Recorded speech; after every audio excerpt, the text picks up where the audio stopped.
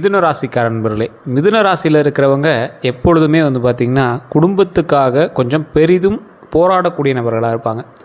மிதுன ராசியில் இருக்கிறவங்க கூட்டத்தில் ஒருவனாக தான் எப்பயுமே தென்படும். ஆனால் அவனோட மைண்டுக்குள்ளே அந்த கூட்டத்தையே கண்ட்ரோல் பண்ணுற அளவுக்கு எல்லா சக்திகளும் இருக்கும்.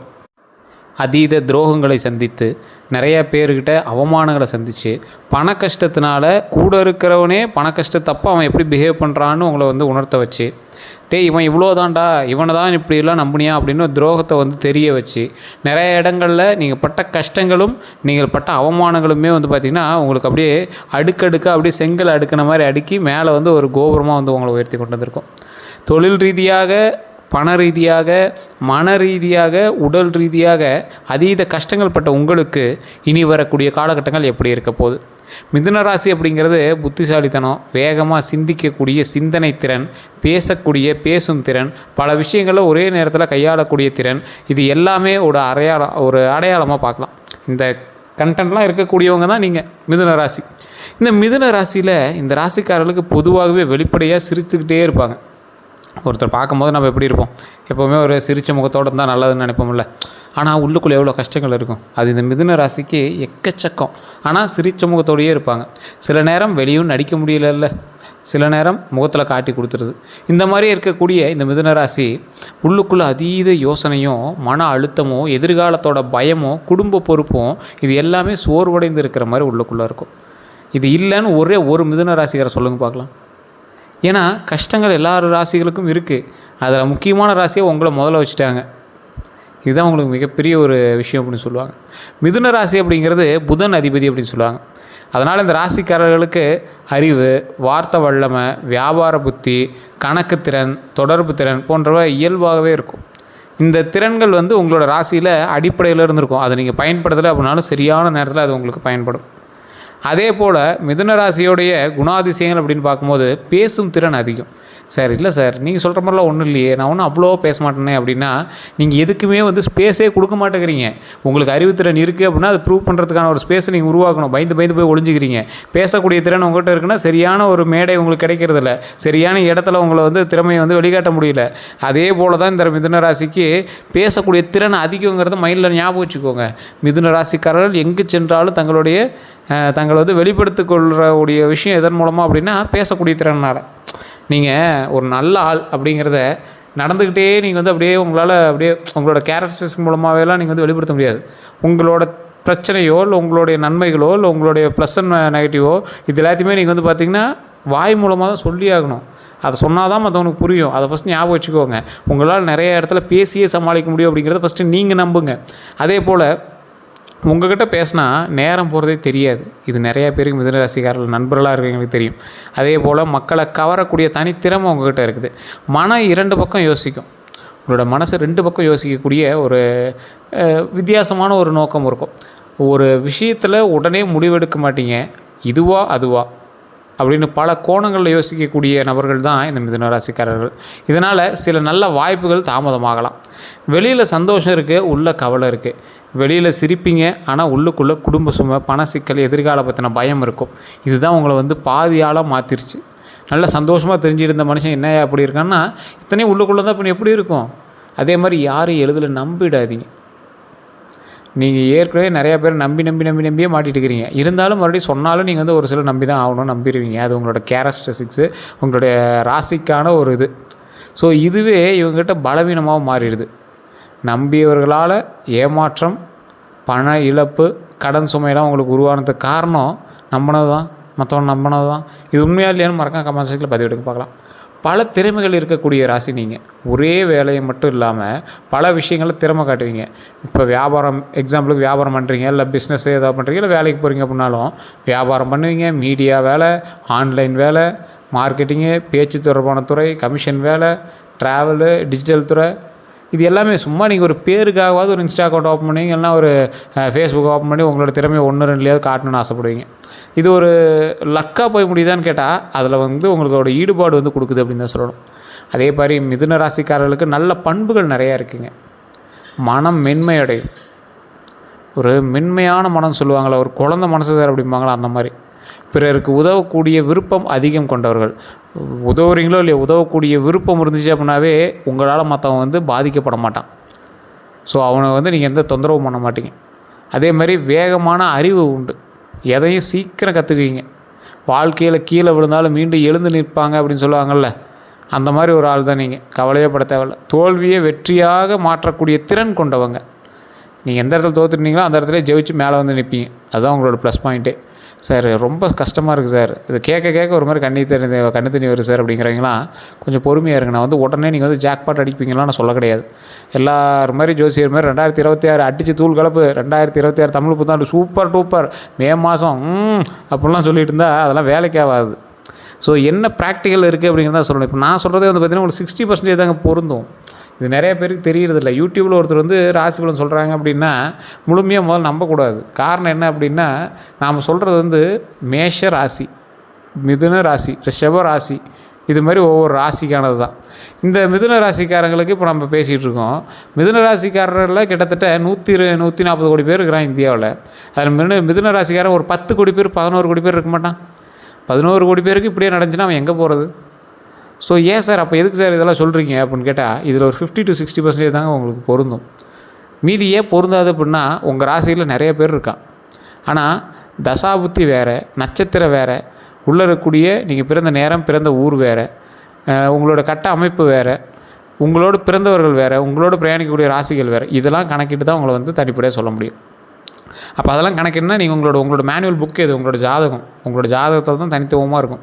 அதை ஓப்பன் பண்ணி செக் பண்ணி அதற்கு தகுந்தாறு போல் தான் உங்களுடைய லைஃப்பை வந்து கால்குலேட்டும் பண்ண முடியுங்க. இதை ஃபஸ்ட்டு மைண்டில் ஞாபகம் வச்சுக்கிட்டு உங்களுடைய லோக்கலில் இருக்கக்கூடிய ஜோதிடர் ஃபஸ்ட்டு கொண்டு போய் கொடுங்க. இல்லை சார் ஒன்றும் எனக்கு சாட்டிஸ்ஃபை ஆகலை அப்படிங்கிறவங்க கீழே ஒரு நம்பர் கொடுத்துருக்கேன். இது தெளிவாக சொல்லிடுறது, இது ப்ரமோஷன் ஆக்டிவிட்டியாக நீங்கள் நினச்சாலும் பரவாயில்ல. கீழே இருக்கக்கூடிய நம்பர் வந்து ஒரு விவிஐபி ஜோதிடரோட நம்பர். நீங்கள் ஃபோன் பண்ணிங்க அப்படின்னா அப்பாயின்மெண்ட் பேசிஸில் மட்டும்தான் பார்ப்பாங்க. அதுக்கு தகுந்த மாதிரி தான் ஃபீஸஸ் இருக்கும். உங்களுக்கு விருப்பம் இருந்தால் மட்டும் நீங்கள் வந்து ஃபோன் பண்ணலாம். காரணம் என்ன அப்படின்னா, நீங்கள் அப்பாயின்மெண்ட் பேசிஸில் பண்ணுறதுக்கான காரணம் நிறைய ஆக்டர் அண்ட் ஆக்ட்ரஸ்லாம் பார்த்துட்ருக்காங்க. கிட்டத்தட்ட ஒரு 150க்கும் மேற்பட்ட சினித்துறையிலையும் பொலிட்டிக்கலில் இருக்கிறவங்களும் ரெகுலராக பார்க்குறாங்க. ஸோ எல்லாருக்குமே இப்படியே பார்த்துட்டு தான் உங்களுக்கு வருவாங்க. லக் இருந்துச்சு அப்படின்னா உங்களுக்கு ஈஸியாக டக்குன்னு கூட வாய்ப்பு கிடைக்கலாம். அதே போல் 200க்கும் மேற்பட்ட ஜோதிடர்கள் இவரை வந்து ஆசானாக ஏற்றுக்கிட்டு குருக்கல்வி கற்றுட்ருக்காங்க. குருக்கல்வினா உங்களுக்கு தெரியும் நினைக்கிறேன், ஜோதிடம் கற்றுட்ருக்காங்க. ஸோ இந்த மாதிரி ஒரு நம்பர் தான் கொடுத்துருக்கேன். கிட்டத்தட்ட 5 லாங்குவேஜில் ஜோதிடம் பார்ப்பார். உங்களுக்கு வேணும்னா மட்டும் நீங்கள் பயன்படுத்துங்க, வேணாம் அப்படிங்கிறவங்க நீங்கள் ரெகுலராக நீங்கள் யூடியூப்பை பார்த்தேவும் தெரிஞ்சுக்கலாம். சரி சார், இந்த 2026 தமிழ் புத்தாண்டு பிறந்ததுலேருந்து மிதுன ராசிக்காரர்களுக்கு என்ன அதிகமாக இருக்குது அப்படின்னு கேட்டால், மன அழுத்தம் தான் அதிகமாக இருக்குது. உண்மையிலேயே சொல்கிறேன். நிறைய பேர் சொல்லுவாங்க சார் உங்களுக்கு விடிவு காலம் பிறந்துச்சு அப்படிம்பாங்க. அதெல்லாம் ஒன்றும் கிடையாது. மன அழுத்தம் தான் உங்களுக்கு என்ன இருந்துகிட்ருக்கு. ஓரளவுக்கு பண விஷயத்தில் ஓரளவுக்கு ஒரு சிலருக்கு மட்டும்தான் ஓப்பன் ஆகிருக்குமே தவிர மற்ற பலருக்கு பண விஷயமும் மாட்டிகிட்டு தான் இருப்பீங்க. கடன் பிரச்சனை பலருக்கு கடந்த 2-3 ஆண்டுகளில் நண்பர்களுக்காக எடுத்த கடன், வியாபாரத்தில் நஷ்டம், குடும்ப செலவு, மருத்துவ செலவு, வீண் நம்பிக்கை, இஎம்ஐ சுமை, இதுதான் பண அழுத்தம் ஏற்பட்டிருக்கும். இப்போ இருக்கக்கூடிய நிலை என்ன அப்படின்னா, முன்பை விட கொஞ்சம் குறையும் காலம். அதாவது கடன் கொஞ்சம் குறையும். ஒன்றும் ரொம்ப அப்படியே டக்குன்னு ஜாக்பாட் அடித்து அப்படியே ஜீரோக்கெல்லாம் இது பண்ணுறது கொஞ்சம் குறையும். ஆனால் இன்னும் முழுமையாக விடுபடலை. அதை மைண்டில் நல்லா ஞாபகம் வச்சுக்கோங்க. கடன் உருவாகிறதுக்கான முக்கிய காரணம் என்ன? யோசிக்காமல் பண உதவி செஞ்சது, வருமானத்தை விட அதிக செலவு, ஒருவரை நம்பி முதலீடு செஞ்சது, குடும்பத்தில் ஒருவரால் பண சிக்கல் ஏற்பட்டது, வேலை மாற்றம் அல்லது வருமான தடை, இந்த மாதிரி விஷயங்கள்னால தான் நீங்கள் வந்து கடனில் மாட்டினது. இந்த கடன் பிரச்சனை எப்படி தீரும்? முக்கியமான 3 விஷயத்தை மட்டும் சொல்கிறேன், நோட் பண்ணிக்கோங்க. புதிய கடனை கண்டிப்பாக தவிர்த்தே ஆகணும். இந்த காலத்தில் இன்னொரு லோன் எடுத்தால் சரியாயிடும் அப்படிங்கிற எண்ணம் உங்களுக்கு ஆபத்து. இப்போ வந்து உங்களை அப்படி தூண்டும், ஒரு லோன் எடுக்க தூண்டும். இந்த காலகட்டம் மிதுன ராசிக்காரது பார்த்துருந்தீங்கன்னா தயவு செஞ்சு நோட் பண்ணிக்கோங்க. இந்த டைம் வந்து உங்களை லோன் வாங்க வைக்கும். அது நீங்கள் 5000 இருந்தாலும் சரி, 10,000 இருந்தாலும் சரி, 5 லட்சமாக இருந்தாலும் சரி, 50 லட்சமாக இருந்தாலும் சரி, தயவு செய்து தவிர்த்துருங்க. மிகப்பெரிய ஜாக்பாட் அடிக்கக்கூடிய லோனாக இருந்தாலும் சரி தவிர்த்துக்கோங்க. அதுதான் உங்களை வந்து மாட்ட வைக்க போகிறது. ஸோ பழைய தொடர்புகளை கவனமாக கையாளுங்க. சிலர் மீண்டும் வந்து பணம் கேட்கலாம், அல்லது பழைய பிரச்சனையை கிளப்பலாம். ஒரு அமௌண்ட்டு கொடுத்து அந்த அமௌண்ட்டு வந்து நீ கொடுக்க வேண்டியது அப்படின்னு உங்களை வந்து உட்கார வச்சு கேட்கலாம். சிறிய வருமானங்களை கூட மதிக்க வேணும். மிதுன ராசிக்காரர்களுக்கு இந்த வருடம் side income, online income, commission, extra வேலை மூலம் பணம் சேரும். ஸோ இது எல்லாமே உங்களுக்கு வர இருக்குது. ஸோ கொஞ்சம் நிம்மதியாக பொறுமையாக பண்ணிங்க அப்படின்னா நன்மை நல்லது. அதே போல் எந்த தெய்வத்தை வணங்கினா நல்லது சார் அப்படின்னு நிறைய பேர் கேட்பீங்க. ஏன்னா ஒவ்வொருத்தர் பரிகாரம் இதனால ஒரு மாதிரி நினச்சிட்டு இருப்பீங்க. விஷ்ணு பகவான் உங்களுக்கு ரொம்ப நல்லது. புதன் கிரகத்தினுடைய ஆதரவை அளிக்கக்கூடிய விஷ்ணு பகவான் உங்களுக்கு ரொம்ப நல்லது. புதன்கிழமை விஷ்ணு கோயிலில்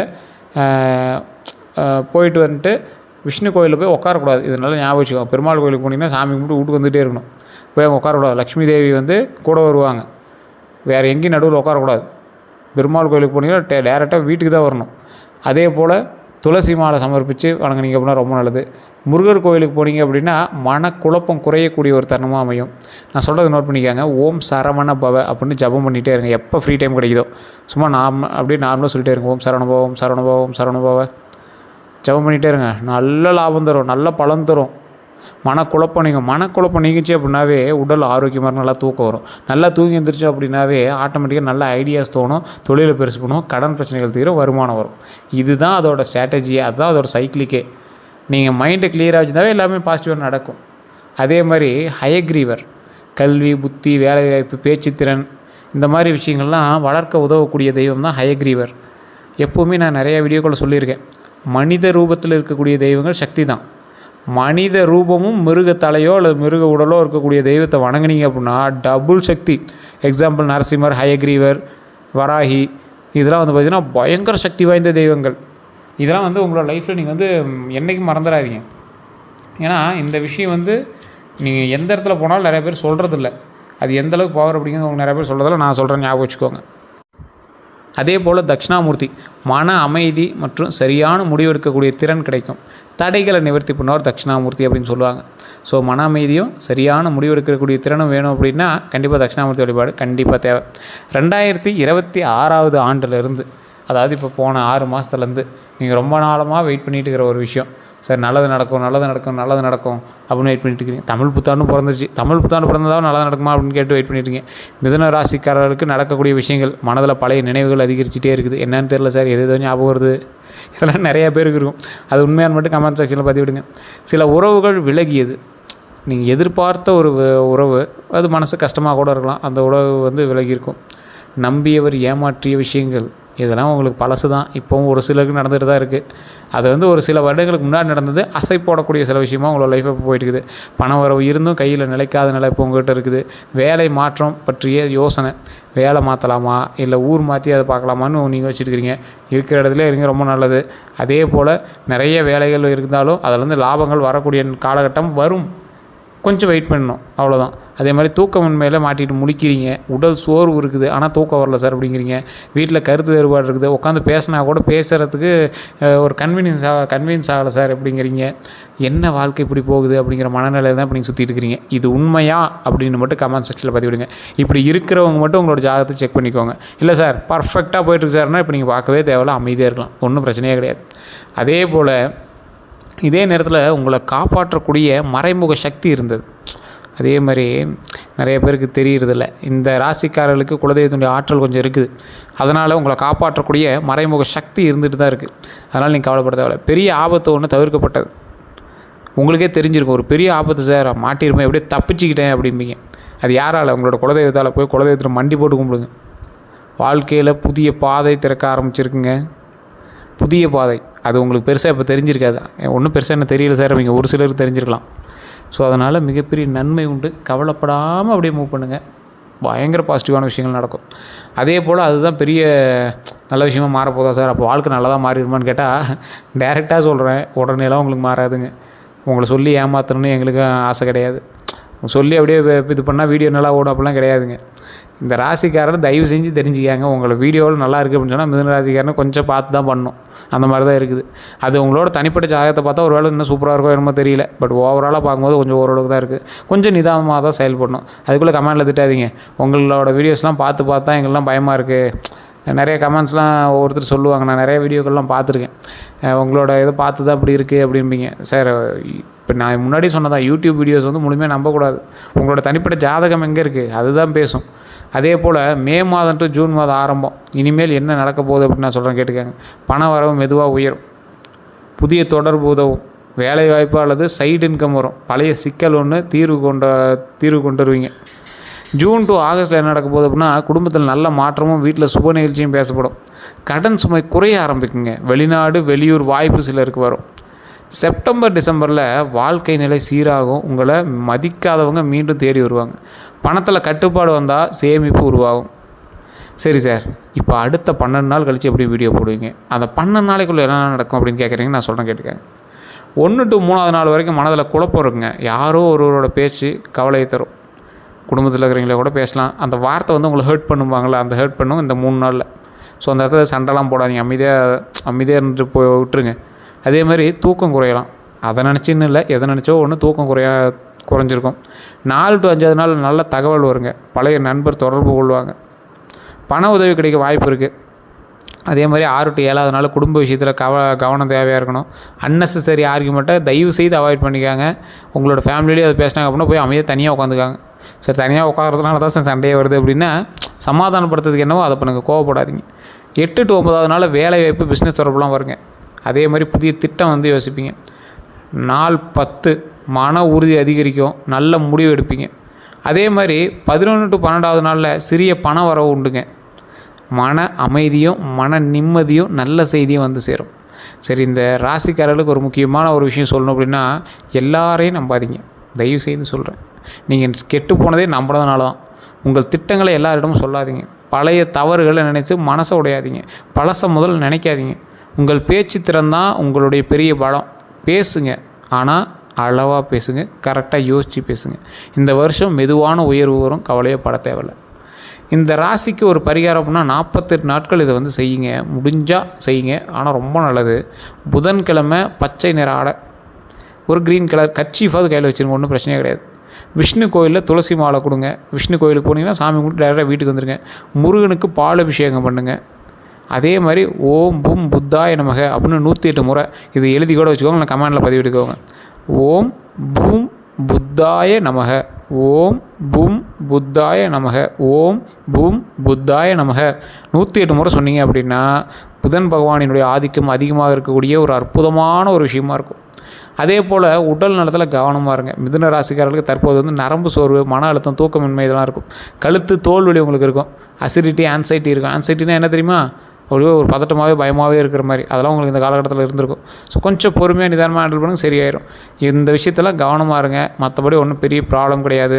2026 சிரமமாகவே இருந்தாலும் 2026 நடுப்பகுதியான இப்போது உங்களுக்கு மிதுன ராசிக்காரர்களோட வாழ்க்கையில் மெதுவான திருப்பங்கள் ஆரம்பிக்கும். குறிப்பாக பணநிலை கொஞ்சம் கொஞ்சமாக மேம்படுங்க, கடன் குறையும். அதுதான் ஒரு ப்ளஸ் பாயிண்ட் உங்களுக்கு, அதை சொல்லணுன்னா. அதே மாதிரி மன அமைதி இருக்கும், புதிய வாய்ப்புகளும் மதிப்பும் கொஞ்சம் ஏற்படும், குடும்பம் முன்னேற்றம் அடையுங்க. அதனால் கவலைப்பட தேவையில்லை. இப்போ வரக்கூடிய காலம் ஆரம்பிக்குது, அதாவது வரக்கூடிய காலம் ஆரம்பிச்சிருச்சு அப்படிங்கிறது தான் முக்கியமாக சொல்லணும். இந்த ராசிக்காரர்கள் தாமதமான வெற்றி அப்படிங்கிறது கொஞ்சம் மைண்டில் ஞாபகம் வச்சுக்கோங்க. இந்த மிதுன ராசிக்காரர்களோட வாழ்க்கை ரகசியம் அப்படின்னாவே தாமதமான வெற்றி தான். எதுவுமே நீங்கள் வந்து சக்ஸஸ் தான், ஆனால் கொஞ்சம் லேட் ஆகுது. அந்த லேட்டு தான் உங்களுக்கு கடுப்பாகுது. ஆரம்பத்தில் சிரமம் இருந்தாலும் கடைசியில் நிலை பிடித்து வெற்றி பெறக்கூடிய சக்தி இவர்களுக்கு உண்டு அப்படிங்கிறத மைண்டில் ஞாபகம் வச்சுக்கோங்க. மற்றபடி இந்த வீடியோவில் ஏதாவது தகவல்கள் உங்களுக்கு தவறாக இருந்தாலோ இல்லை உங்களுக்கு கருத்துக்கள் இருந்தாலோ நீங்கள் வந்து கமெண்ட் செக்ஷனில் பதிவிடலாம். இல்லை சார், நான் ஜோதிட ரீதியான சில விஷயங்கள் கேட்கணும், சந்தேகங்கள் கேட்கணும், இதில் இந்த ராசிக்காரர்களுக்கு இப்படி நீங்கள் சொன்னதெல்லாம் ஓகே தான், பரவாயில்ல தான் இருக்குது, ஆனால் ஒன்றும் செட் ஆகலையே சார் அப்படின்னா உங்களுடைய வீட்டில் உங்களுக்கு ஏதாவது செஞ்சு வச்சுருக்காங்களான்னு பாருங்கள். இல்லை வேறு ஏதாவது வசியங்கள் சம்மந்தப்பட்ட விஷயங்கள் ஏதாவது பண்ணியிருக்காங்களான்னு பாருங்கள். இது எல்லாமே கீழே இருக்கக்கூடிய நம்பருக்கு ஃபோன் பண்ணிங்கன்னா இங்கே கிளியர் பண்ணி கொடுத்துருவாங்க. வேறு ஏதாவது உங்களுக்கு வேணும் அப்படின்னாலும் நீங்கள் ஜஸ்ட் ஃபோன் பண்ணி உங்களுக்கான ப்ராப்ளத்தை சொல்லி சால்வ் பண்ணிக்கலாம். வேறு எந்த தகவலாக இருந்தாலும் ஜஸ்ட் கால் பண்ணி கேட்டு தெரிஞ்சுக்கோங்க. இதுவரை நம்ம சேனலில் ஃபாலோ பண்ணி ஃபாலோ பண்ணிக்கோங்க, சப்ஸ்கிரைப் பண்ணுவாங்க சப்ஸ்கிரைப் பண்ணிக்கோங்க. ஃபேஸ்புக்கில் பார்த்துட்டிங்கன்னா ஃபாலோ பண்ணிக்கோங்க. எல்லாருக்கும் நன்றி நண்பர்களே.